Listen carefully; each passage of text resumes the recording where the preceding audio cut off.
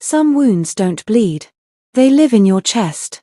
They sit there quietly and remind you of that moment when you realized you were never as safe as you thought. For me, that moment didn't come with shouting.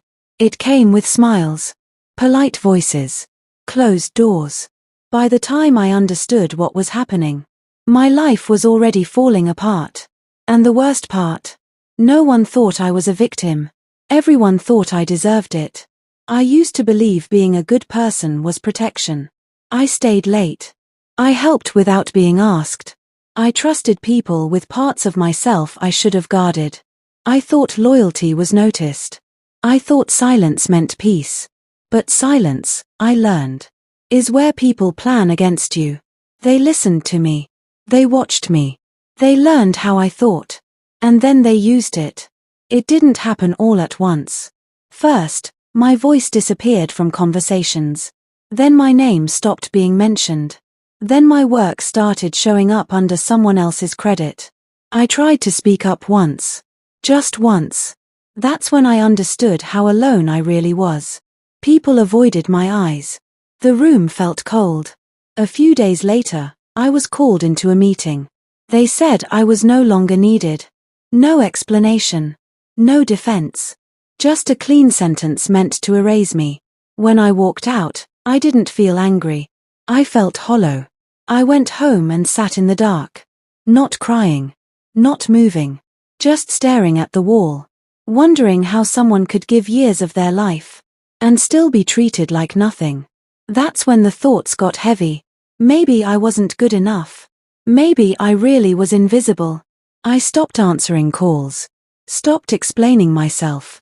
I felt like the world had already decided who I was. And I had no strength left to argue. One night, I caught my reflection in the mirror. I didn't recognize the person staring back.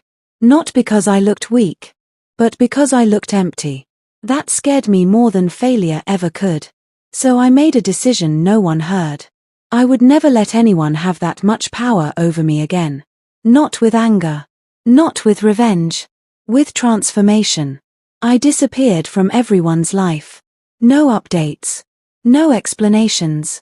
While they slept, I learned. While they celebrated, I rebuilt. I failed silently. I struggled quietly. There were nights I questioned if any of it mattered. But each morning, I kept going. Not to prove them wrong. To make sure I never felt that small again. Years later, they saw me. Stronger. Calmer. Unreachable. They tried to speak like nothing had happened. I listened. I nodded. And in that moment, I saw it. The realization in their eyes. They hadn't broken me. They had created someone they could no longer control. I walked away without saying a word. That silence was heavier than any revenge.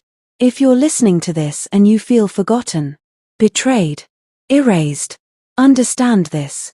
Rock bottom doesn't destroy you. It strips you. And what's left is who you really are. You don't need revenge. When you heal in silence, when you grow in the dark, karma doesn't just find them. It turns you into the consequence.